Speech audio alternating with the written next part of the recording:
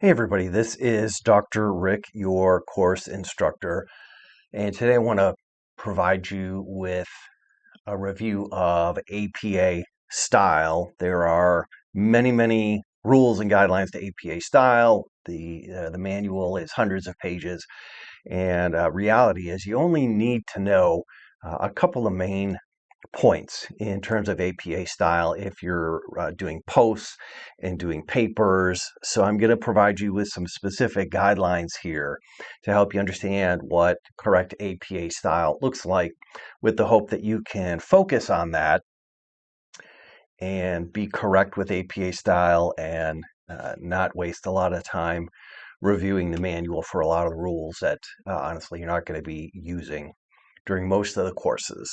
So I've been teaching online for over 20 years, many classes, hundreds of classes that I've taught. And so I tend to see a lot of the same errors with APA style. And so I want to highlight those here. And sometimes we have students who are coming back to school, maybe haven't had APA style in a number of years, or maybe are coming from a different discipline, never had APA style. And so it's new, it's kind of overwhelming. So hopefully this gives you an idea of what correct APA style looks like. So let's start. We're going to begin with the reference list. And that's an area where you can easily see a number of common errors. So up here in the green, that's going to be the correct model for APA style for a journal. So the majority of papers and posts that I see are going to include a peer-reviewed journal. And so what that looks like is you have the last name of the author, and this is a single author, and then you have comma, first initial, period, space, middle initial, period, space, publication date, period, two spaces, and then you have, in this case, the title of the journal article is The Psychology of Adolescent Depression. And the key here is that, of course, the first word is capitalized. Each word after is not capitalized. And then there's a period at the end. Then you have the title of the journal. In this case, it is the Journal of Depression. And so each word here is capitalized. Of course, of is not, but journal, depression, those are capitalized. You have a comma, space, the number or volume of the journal, and then the page numbers. So the key thing is the article title. Each word is not capitalized, but in the actual journal, each word is capitalized. This is arguably the number one error that I see. So I'll provide you some examples of things that I see that are incorrect. So down here, we'll see the psychology of adolescent depression. You see each word here in the article title being capitalized, and that is incorrect. I think what throws off students is I'll see a number of databases, and so students might be in databases, they're looking for articles, they find something that they want to use, and they just cut and paste it. And for whatever reason, a number of databases, when they're citing the article, they'll cite it this way. It's actually incorrect. And so students will just cut and paste it, which makes sense. It's pretty efficient.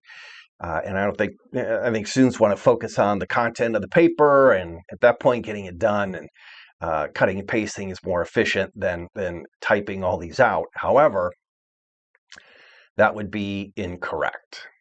Another example here, this information is the same. This is correct. You see the article title with only the first word being capitalized, but then I'll see something like this, Journal of Depression.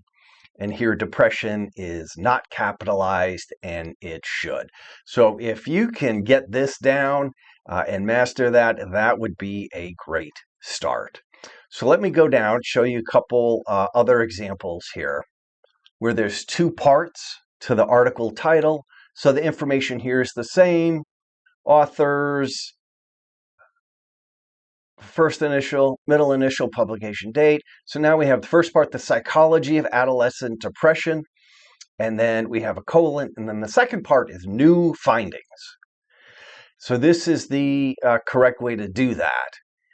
So here's what I see oftentimes, which is incorrect. It's extremely minor, very detaily, but again, students should know these things. And hopefully this tutorial gives you an idea of what to do. You can do it and move on to bigger and better when writing papers and posts. So we have the psychology of adolescent depression, colon. Oftentimes I see this first word here on the second half not being capitalized, and it should be capitalized. So the correct version would be up here where you have new with a capital N. So let's move down to multiple articles within the same parentheses. If we have a narrative citation, and in this case it's multiple studies have suggested adolescent depression is common. And so since there are 3 authors that we're citing here, these should be listed in alphabetical order. So by the author, the first author's last name. So we have Jones, Smith, Thomas. So it would be listed like that. Oftentimes I'll see something like this. Multiple studies have suggested adolescent depression is common. Thomas is first. Smith is afterwards. Jones is after that. So they're not listed in alphabetical order. So when you have 3 like this, they should simply be listed in alphabetical order. Next, we'll move to in-text citations. So when you're writing in a paragraph, there's a certain way to do things. So let's say we have a sentence here, and this is a pretty common sentence you might see at the beginning of a paragraph. So we have Smith and Jones, 2024, found that depression is quite common in adolescents. So we have the publication date, and that comes after the name of the authors, and we have the word "and" between the authors. So down here, I see this a fair amount. Smith and Jones, 2024, found that depression is quite common in adolescents. And so because it's a narrative citation, like in a paragraph or starting paragraph, we have the "and" symbol here. It wouldn't be used there. Instead, the word "and" should be between authors. However, if we're using parentheses for very similar sentence or the same sentence, then you do use the "and" symbol between the authors. So if it looks like this, it has been suggested that adolescent depression is common. Smith and Jones, 2024. So between Smith and Jones, you're going to have the "and" symbol. You have a comma after the last author, and then the publication date. So oftentimes I'll see this. It has been suggested that adolescent depression is common. Here are the authors, Smith and Jones, and you'll see the word "and" between the authors instead of the symbol. Another common one I see, it has been suggested that adolescent depression is common, and we'll have the initials of the authors. So that too is incorrect. So in this example, the "and" symbol is correct, but you don't need initials for any of the authors. And this is a pretty standard common citation. Sometimes there's examples. Let's say you have 2 authors with the same last name. So there are some exceptions, but probably 99% of the citations that you're going to use in papers and posts are going to look like this.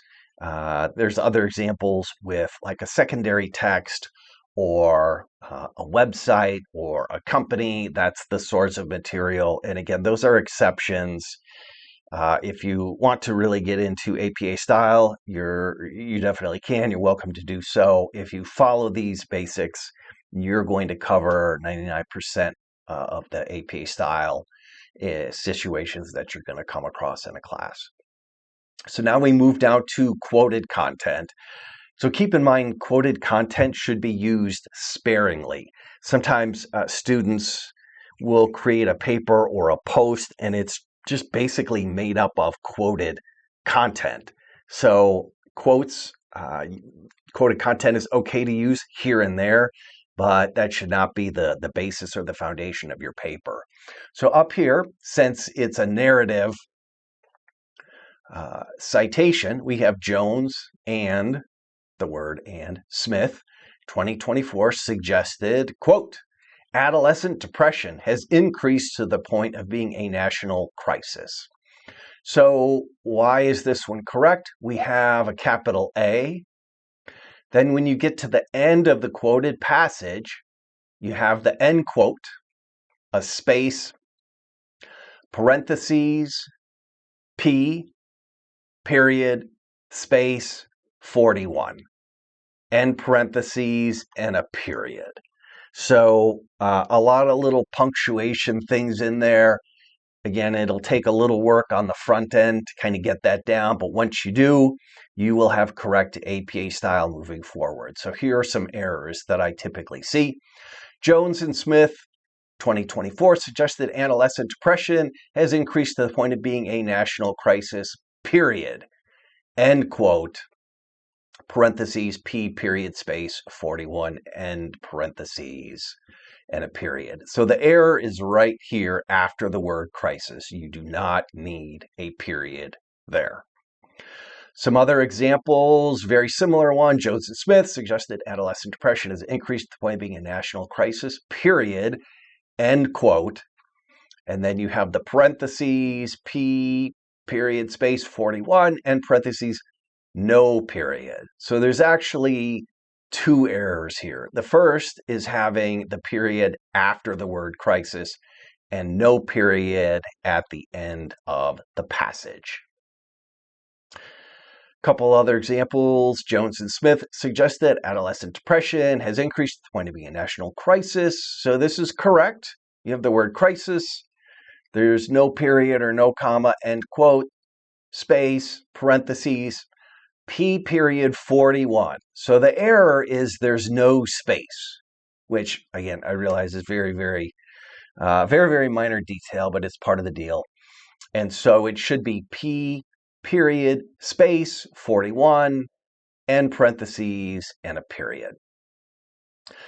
Couple other examples. Jones and Smith suggested adolescent depression. So this is correct, except adolescent is not capitalized. That should be capitalized there. Other examples, Jones and Smith suggested adolescent depression has increased to the point of being a national crisis. P space 41. So there's no period. You should have a period there. So this is a little different way of doing this citation. Jones and Smith. So you have the publication date here, comma, P, period, space, 41, that's fine. Suggested, quote, adolescent depression has increased to the point of being a national crisis, end quote, period. The period should be inside of that quote. So let's go to a couple other examples. So the use of et al., that is a very academic tool. You don't see that in a whole lot of areas like layperson writing or blogs or so, but it is used in formal academic writing. So what does it mean? So the abbreviation et al. Means and others. So it's basically like a primary author and others, or implying that there are multiple authors, and it's used to shorten APA in-text citations with 3 or more authors. So if it's Jones and Smith, like we used before, you wouldn't use et al. But if it is Smith, Jones, and Thomas, then you would use 3 or more authors. So let's see what this looks like. So here we have Jones et al. 2024. So you have the first author, space, ET, space, AL, period, space, publication date, and you go from there. So an error that I see is Jones et al., and you see there's no period after all. Another error that I might see is a period after et al. Next, been suggested, adolescent depression is quite common. And so again, we're using et al. This is using the citation in parentheses as opposed to a narrative citation. And so down here, I'll see it has been suggested that adolescent depression is quite common. And again, it's Jones et al. And there's no periods or commas. So if you had like a period here, that's okay. You also need the comma. So if you have no period, no comma there, and maybe like a period here, again, that is close, but not quite correct APA style. Let's move down to citing an article more than once within the same paragraph. So this happens pretty regularly too when students are focusing on the results of an article in a paragraph and they're not sure what to do when you're basically talking about one article throughout an entire paragraph. So when citing the work of the same author multiple times in one paragraph, you do not need to reference the author at the end of each sentence. So you don't need to keep referencing it over and over ad nauseum. So instead, what you do is you introduce the author with a full text citation at the beginning and then again at the end. So here's an example. According to Smith, 2024, adolescent depression is common, blah, blah, blah. So then if we get to indicating that we're still talking about Smith's study, we can say Smith's study was the first two, go on from there. So you have Smith's here, don't need to put the publication date. The most important finding in his study was that, so here you can use a pronoun. Smith concluded the benefit, so again, you don't need to have Smith 2024, concluded the benefit of adolescent depression should be studied more. Then we get into our last sentence of the paragraph. The evidence suggests there would be a reduction of this common mental health disorder. Smith, comma, space 2024, and period. So you can use Smith's name multiple times throughout the paragraph, but basically you don't need to include the publication date each time. So this is what I see sometimes. According to Smith, 2024, adolescent depression is common. Smith's 2024 study was the first two. The most important finding in the study was that Smith, 2024, concluded the benefit. Evidence suggests there would be reductions common mental health disorder. Smith, 2024. So hopefully you get the point. You don't need to keep citing it over and over. You can use the name or the names of the authors. You can use pronouns. But you just need to provide the full citation at the beginning and at the end, and you're good.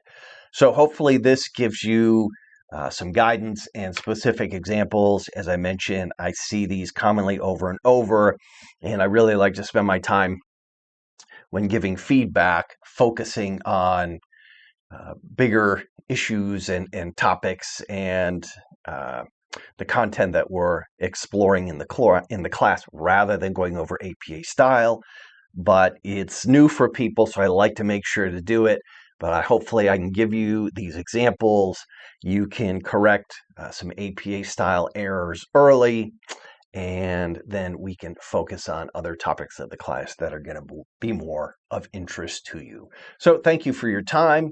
Please feel free to like and subscribe as I do provide videos about courses and other mental health topics. Thank you.